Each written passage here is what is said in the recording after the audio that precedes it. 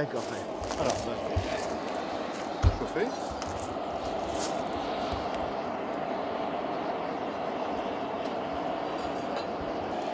Parce qu'il n'y a pas de meilleure pince que la main hein, pour faire des mouvements.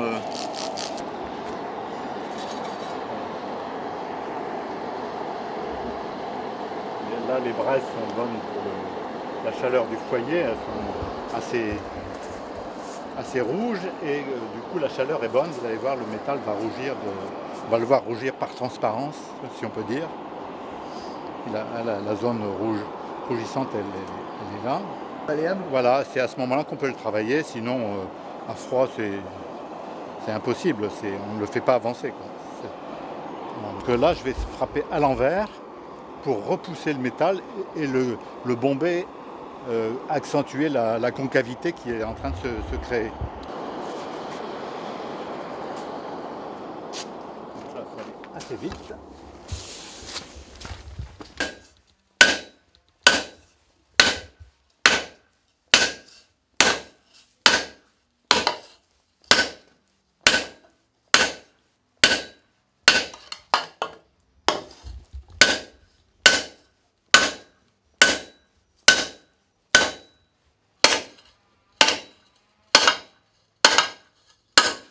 Oui, là, le métal il a perdu son rougeoiement. Alors, je mets une pelletée. Voilà.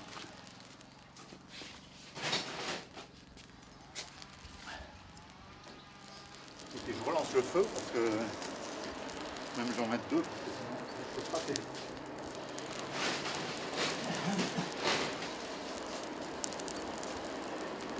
Après, il y a une sorte de rythme à tenir, sinon le métal.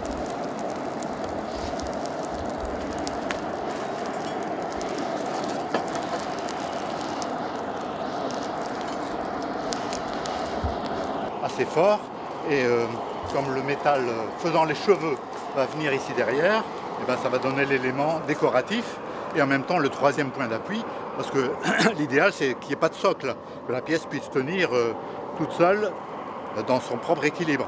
Donc le troisième point d'équilibre à l'arrière va venir par les cheveux, enfin c'est mon intention.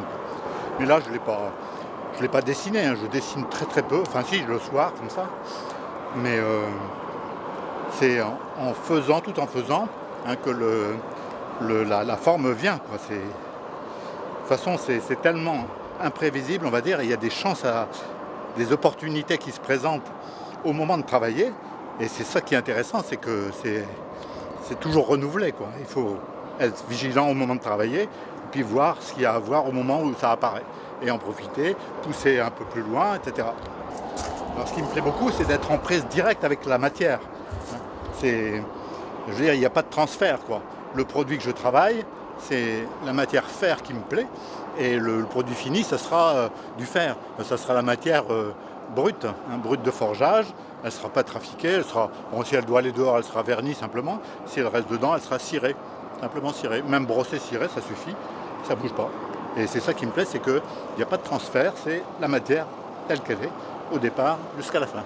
Ça, c'est une sorte de jubilation d'un bout à l'autre du travail. Quoi. On part sur une barre qui n'a pas d'allure, une tôle qui n'a pas d'allure, qui est industrielle, et petit à petit, les traces industrielles s'en vont, et il reste la trace de la main. C'est ça, enfin le marteau, mais le marteau il est au bout de la main. Hein, c'est ça qui est passionnant. Super, merci.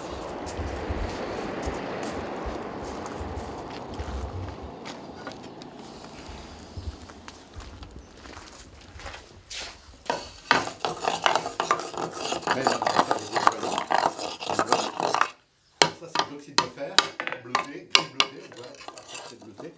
Et alors là je vais faire.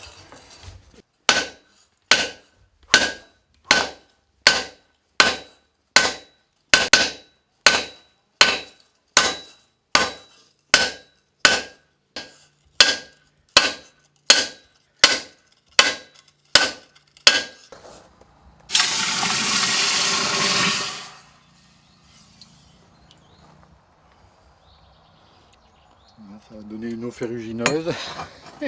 Ah ouais, la couleur comme elle est belle. Hein. Quand ça sort, il y a du rouge, il y a du gris bleuté. Puis la matière, elle commence à bouger, quoi. C'est plus du tout une tôle maintenant. On voit bien, il y a des reliefs, des petites vaguelettes, il y a des stries, etc. Enfin, ça, c'est tout le mystère de l'alchimie du fer en surface, quoi. Tiens, de quel métal? Bah, pour moi, c'est une matière noble. Vous savez, si on a appelé un âge l'âge du fer, c'est pas par hasard, hein.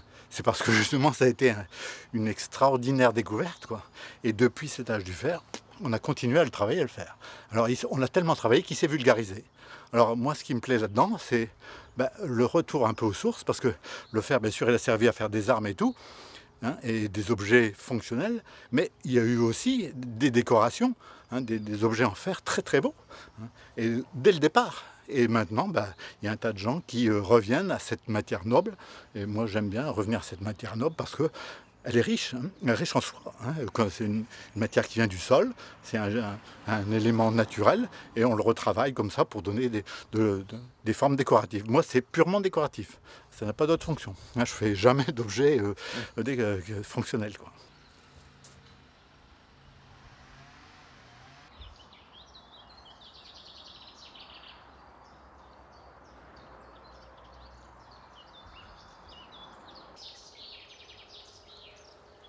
Ah, c'est chouette là. Alors, bienvenue dans la galerie maintenant. Voilà. En fait, qui n'existe pas, bien sûr. Hein.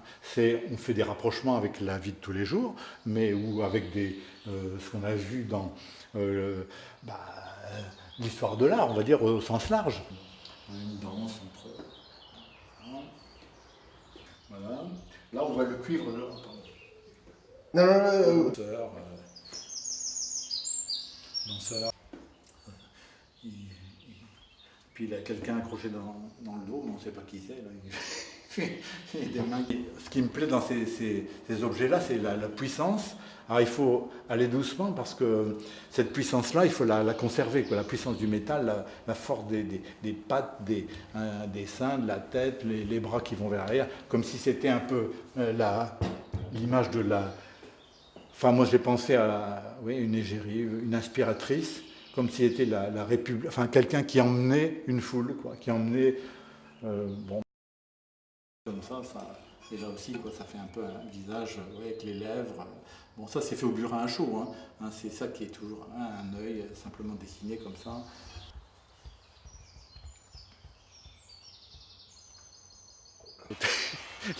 Les rouflaquettes, c'est comme ça, rajouter aussi, c'est d'ailleurs, là c'est rifté.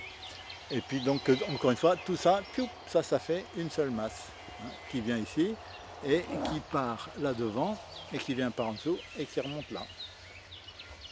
Donc là, il y a 1, 2, 3, 4 barres.